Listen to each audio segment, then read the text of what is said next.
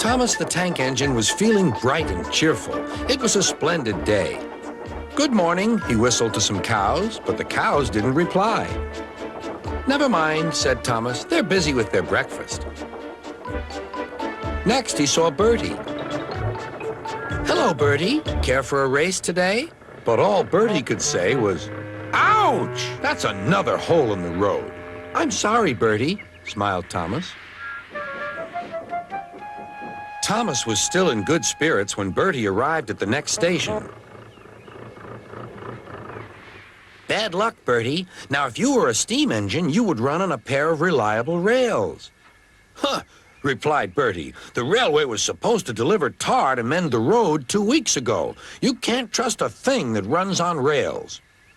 "I run on rails. You can trust me, Bertie.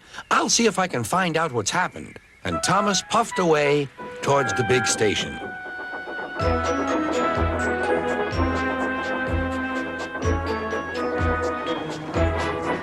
James was snorting about in the yard. "It's too bad," he grumbled. "Percy goes to work at the harbor and I do his job. Here, there, and everywhere. Take that!"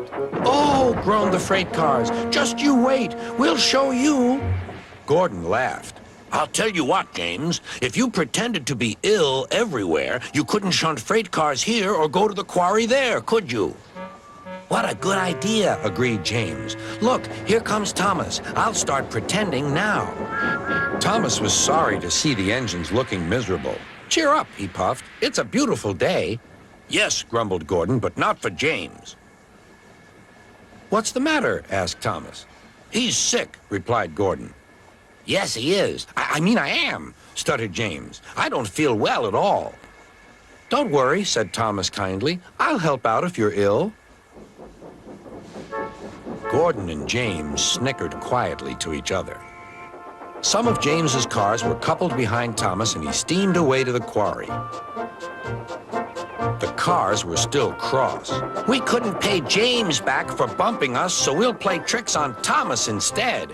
One engine is as good as another." But Thomas didn't hear them. He collected all the stone from the quarry and set off back to the junction.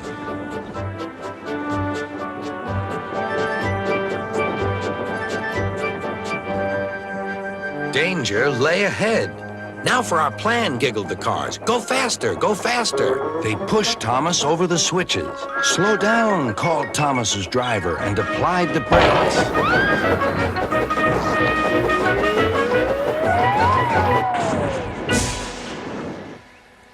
Poor Thomas stood dazed and surprised in a muddy pond as a toad eyed him suspiciously. "Bust my buffers," muttered Thomas. "The day started so well, too." Duck pulled away the cars, and Edward helped Thomas back to the junction.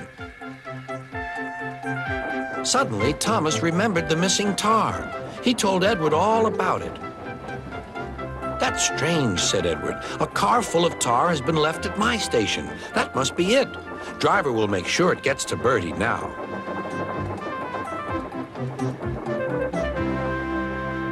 Later, James spoke to Thomas. "I'm sorry about your accident," he muttered, "and so is Gordon. We didn't mean to get you into trouble." "No, indeed," spluttered Gordon. "A mere misunderstanding, Thomas. All's well that ends well." Just then, Bertie arrived. He looked much more cheerful. "My road's being mended now." "Oh, I am glad," replied Thomas.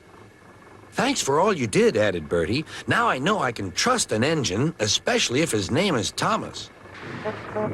Gordon and James puffed silently away to the shed, but Thomas still had company.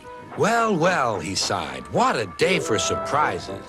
The toad, who was looking forward to a ride home, noisily agreed.